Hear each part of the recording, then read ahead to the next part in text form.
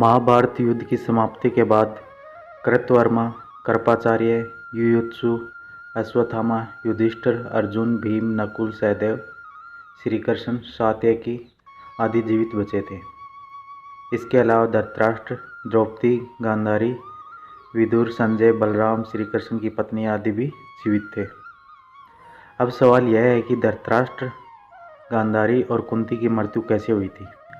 धृतराष्ट्र और गांधारी के दुर्योधन सहित 100 पुत्र और एक पुत्री थी। युयुत्सु भी उनका ही पुत्र था, जो एक दासी से जन्मा था।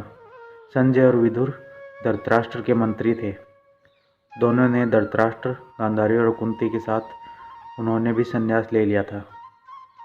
बाद में धृतराष्ट्र की मृत्यु के बाद वे हिमालय चले गए, जहाँ से वे फिर कभी नहीं लौटे। धृतराष्ट्र का दामाद जयद्रथ था, जिसका वध अर्जुन करते हैं। महाभारत युद्ध के 15 वर्ष बाद धृतराष्ट्र, गांधारी, संजय और कुंती वन में चले जाते हैं। 3 साल बाद एक दिन धृतराष्ट्र गंगा में स्नान करने के लिए जाते हैं और उनके जाते ही जंगल में आग लग जाती है।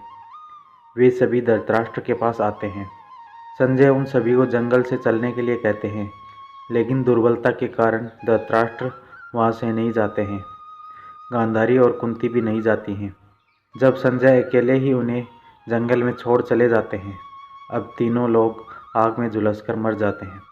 संजय उन्हें छोड़कर हिमालय की ओर प्रस्थान करते हैं। वहाँ वे एक सन्यासी की तरह रहते हैं। बाद में नारद मुनि युधिष्ठिर को यह दुखद समाचार देते हैं। युधिष्ठिर वहाँ जाकर उनकी आत्म शांति के लिए धार्मिक कार्य करते हैं। तो दोस्तों, आपको हमारे द्वारा दी गई जानकारी कैसी लगी? अगर आपको हमारी जानकारी अच्छी लगी है तो चैनल को सब्सक्राइब करना ना भूलें। धन्यवाद।